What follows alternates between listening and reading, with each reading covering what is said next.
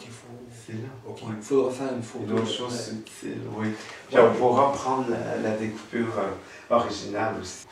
Alors, en même temps, c'est quasiment pas un document d'archive parce que c'est juste un article de journal, mais je sais que c'est Claire qui a écrit la date March 1939 parce que je reconnais son écriture d'après ses lettres. J'ai plusieurs lettres d'elle aussi.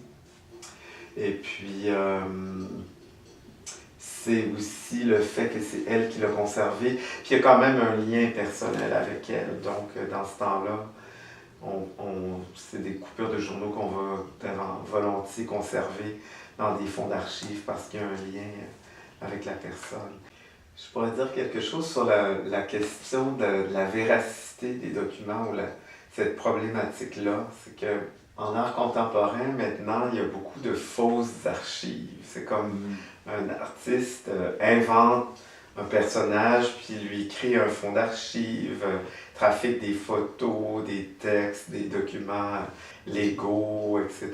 Puis ça a l'air vraisemblable, ou des fois on voit bien que c'est une construction. Et donc moi j'arrive avec des vrais documents et des vrais liens, et puis c'est pas nécessairement plus crédible que le travail de construction, de fiction d'un artiste. Ah non? Oui, maintenant. Parce que Lucie, entre autres, elle m'a dit ça pourrait tout inventer, mais ça serait correct quand même. Et moi, je dis non. Le fondement de vérité, de réel, pour moi, il est important. Là. Je ne veux pas passer pour un imposteur non plus. Mais j'ai un document qui joue contre moi. Parce que la photo de Caroline Kerouac, quand on regarde au verso, c'est écrit 1943, puis c'est écrit Carole Kerouac, ou Carol, pas Caroline.